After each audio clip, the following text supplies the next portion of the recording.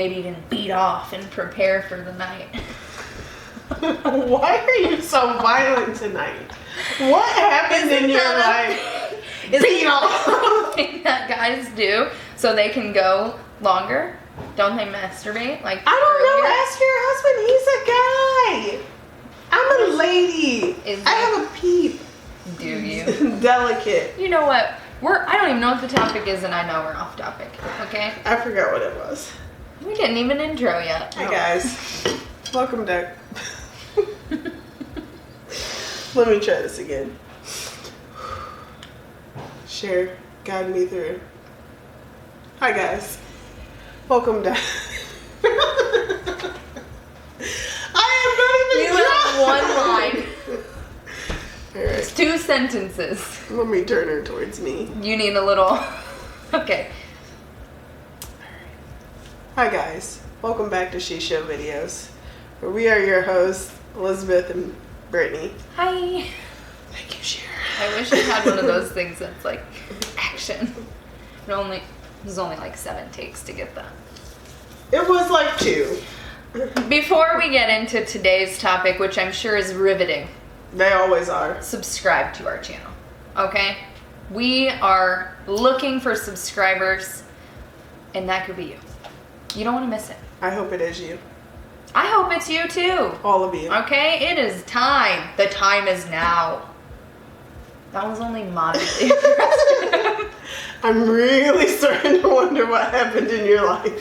You know my mom. I'm concerned. What are we talking about today? Today is like a dual topic. So there might be a part 1 and part 2. Okay. Mm-hmm. So the first part of the topic. How old were you when you realized that you could have sexual pleasure? Like you could have an orgasm? Much older than when I started experimenting with sexual activity. How old would you say? Like 30, 25, 28, 27? Stop me at any time. So I think sexual pleasure and an orgasm are different because I've certainly had sexual encounters that I left feeling pleasured, like it was enjoyable, it was sexual, it was passionate, but we always talk about this. Did it take the edge off, or did you feel pleasured? Like, did you just come in there more relaxed? Like, you're like, okay, like, that's what I needed to relax myself. But you never felt like, oh, like, you walked out and you wanted a high five. Like you can barely walk. Your knees are weak. Yeah, like, we just did that. High five. I was probably, I think Miles was probably born. So, like, 10 years ago. Yeah. Maybe even like 8 years ago. Okay. In between Miles and Tyson, roughly. So, yeah, 8 or 9 years ago, probably. Okay. And what was that change in events? Like, how did you go from having, like, bring me off the ledge sex to, like, let's do that again sex? Like, what was the difference? What switch did Chris Taylor flip? Well, I feel like, and I think I joke about this all the time, and we talk about like the head game going up, right? Because that was like, that's a big thing. It's really changed the game. But I feel like that's only been like probably the last 5 years. 5 or 6 years, probably. Yeah, I think. So he was doing something for like 3 years. But I don't know. I don't think it's fair because it was after I had Miles, so I almost thought like it was my body chemistry that changed and not necessarily. Yeah. It did. I think that's what it was because nothing really changed style-wise, technique-wise. Like, I think it was me that changed. Maybe after I pushed a baby out of my puss, my standards lowered. I don't know. I don't know. I think it was more hormonal than anything else. So you were able and then I was able to ride that wave because then I got pregnant with Emmerich and then I got pregnant with Tyson and I just kind of kept on that wave. And then after Tyson was born, I specifically remember the head game getting strong. So that's the only real change in like technique from Chris's side that is memorable to me. Chris, I hope you're not watching this. that really elevated things. Okay. All right. So I don't know. I don't think I'm a fair person to ask because I really think it was just my hormones. Well, you were hormonal with all your children. And I say that in a very, very specific way where it sounds dry and disgusting because she was a damn... And I'm a goddamn delight regularly. Okay? I am a delight. Ask anyone. You were a dick. When I was pregnant, I was very rage-filled, and I had a very hard time controlling my emotions. Very hard. I hated being pregnant, but after I had Miles, apparently it opened up an orgasm canal. I don't know. Don't call it an orgasm canal. I mean, I'm sure I had orgasms before, but they're not memorable to me. Not like the triple O's I'm having recently, okay? Oh, God. When did you first realize? Well, this is the thing. So, like, I've had just a couple, handful of sexual partners in my day. It's dark outside. It is dark outside. Focus here. And I feel like in the beginning, when we're taught about sex, then it's mostly like you make sure you please your man, which I think is just so dumb. It's very like... It's very traditional though, like male-female roles. Be in the kitchen, do the laundry, raise the kids. Yeah, give him blowies, like, and make girls, sure he nuts. Yeah, like girls were younger giving blowies. I don't remember any guys being younger like, oh yeah, I ate her cat. Like that never happened.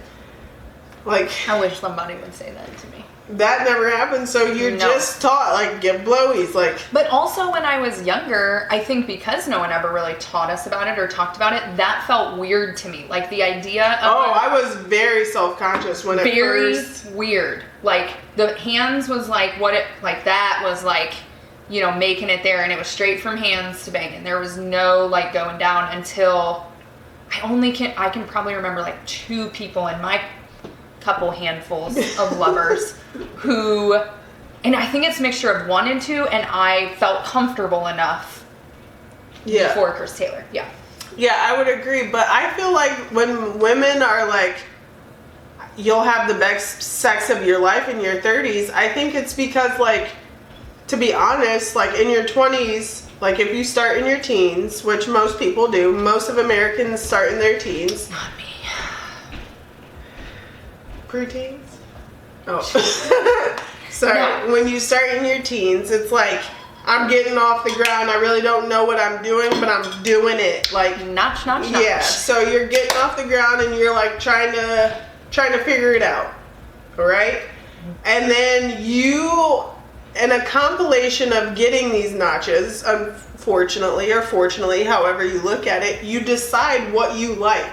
I feel like you take something from each lover, like, it wasn't until I was older that somebody convinced me, like, I'm going to do this to you. You relax. I'm going to go down on you. And I felt comfortable enough because before I'd be like, ew, don't do that. Like, then I have to kiss you after. And then I'm kissing my own crotch. Like, now I'm like... kissing on my crotch. I don't care at all. That's what I'm like. I'm like, now you start down here. Yep, like, and bring her up. Yeah. Bring it on to the top. My lips are feeling dry. Yeah. Then you bring it to the top. But it's like... Ooh, started from the bottom. Now we're here. I like that. Drink, you said it best, okay? But I feel like after 30, you really know, like, what you like and what you don't like. Like, before, I feel like people could try to, like, convince me of things, and I'd be like, okay, I can do that, or okay, you can do that, but I was never, like... really open-minded to it, more so, like, Yeah, like, let's try and see what happens, and I feel like that's the learning curve. I don't actually know, and I think this is maybe ignorant for myself, like, the people who only have one sexual partner, what do you guys do? How do you know what you like and don't like? I think you're just like, okay, let's... No, I think, though, it's almost like where your mentality stunts. Like, we've talked about this, how we have people who haven't banged in a long time, like, they're still checking out guys of the same age. Like, when I think back to when I only had... Think back to 1, 2, 3 lovers. Okay. I had no idea what I liked. Exactly. Like, I had nothing to compare it to. So the first one, awesome. Second one, awesome. Third one, awesome. Now as an adult, when I look back, I'm like, that shit sucks. Like, what were we even doing? But then I remember my first one. Lovely young man he was. Lovely young man he was. But I remember like calling you afterwards and be like, it's not really that. I mean, he was hung like a horse. But I was like, it's not really that great. Like, it was painful, and I was in the very first time. I agree. Yes, but like your first, like when you're in that relationship, you just think that's what it is. This is sex. Okay, this is sex. So whatever it is your only basis point of reference. Yeah. But then I feel like at that point you can only have so many friends, because imagine you and I, some people who've only had a handful of lovers, and coming to you and saying like, we do it missionary all the time. I would laugh in someone's face if they said that. I'd be like, what? No, why? if she was on a gummy or drunk, yes, she would. In a regular day, no, she would not. She would be like, tell me more. And then she'd go straight to Sue Johansson. And then I'd bring it to this, But, again, now that we're older, okay? Okay. Again, I never had a triple O, like, till recently. Me either. Okay, and I thought 5 years ago that my sex had peaked. Like, okay, I'm orgasming pretty regularly. He's orgasming. We're trying new things. We're doing these things. Then the triple O happened, and I was like, I've been doing it wrong my whole life. What the fuck happened? I feel like I'm with you. I knew that my sex had not peaked, because even still, like 5 years ago, there was times where we would have sex and nothing was happening for me, and I felt like I should do this because I'm his wife. And nice of you. Yeah, and I feel like if I don't do it, then what? Somebody else might. He can just go out and steal someone else's soul and do it with them. I hope you're fucking watching. Calm down. But to be honest, if these women you're referring to have only had sex with one person, okay, and we have some friends, and listen, y'all know who you are. I think that there's a couple things that play into that. One, those people really waited a long time. There's a lot of sexual buildup that comes naturally, and so it might actually feel better regardless of what the quality is, because again, they have nothing to compare it to. Also, I think that some people exaggerate their sex lives. Especially around people who have a more diverse playbook or more experience, or who are more open in general to talk about it. I feel like people talk themselves up or just add like details, which is human nature. We all do that. If I tell a story, bitch, it's gonna be good. You don't have to lie to kick it here. You can tell me that your sex is regular. I'm gonna say I've been there, and these are some things that you can do to really spice it up. Like, you can go out and get this, that, or the other, or you can just do a few of these at home tips and tricks. Try the one knuckle rule, okay? That's a good go-to to level up your game. From both, you be the knuckler and the knuckly. Okay? So, like, I don't know.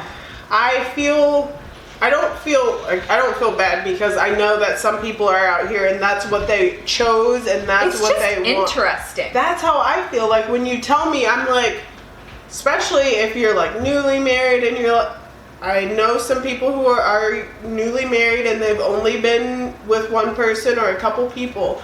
I'm just so intrigued by their level of intimacy, but then I have to remember, like, my first partner, we did it missionary. Like, that's what we did. And you know what's actually extra interesting about your story is you had a handful of lovers before you opted to marry one who was giving you C- dick. Okay. But maybe that love, that connection, that whatever sort of fills the grade gap. Don't not call the it a gap. the grade gap. I see what you mean. For people who've waited a long time or waited to get married. You know what I mean? Like, I don't really like Chris Taylor that much. I love him.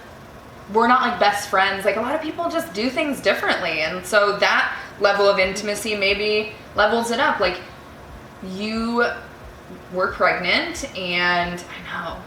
God, you say it out loud, it hurts my spirit. I remember it. But I don't too. know, there's just a lot of things. It's not always just the physical. I think for you and I, we're focused right now talking about the physical, but for anybody who's had 1 or even 100 partners, there's so many other things like human psychology wise that go into it. It's so interesting to me. Interesting is definitely the right word. Okay. I want to pick it apart. I want to know. Don't you have FOMO at all? I feel like I'm having top-notch sex and I have FOMO. And this is just me because, again, I've had a handful of partners, but like I know people who are like, oh, I've only slept with like less than a handful of people, but I also know their tendencies and I know the things that like, I'm like, just because they do have FOMO, they do think that they're missing out, they do over exaggerate some things, and then they almost are more concerning to me than the actual truth because I'm like, well, now I know you're lying. That sounds fake as fuck. Yeah, like now I know you're lying. So now, like, what do we have to unpack here? And I think it's important to point out, like, this is not just like we're not narrowing it down to like our circle of friends, but the young people that you work with. That's people we went to school with. Like, I just heard a story about someone who is engaged and they have never had sex. Like.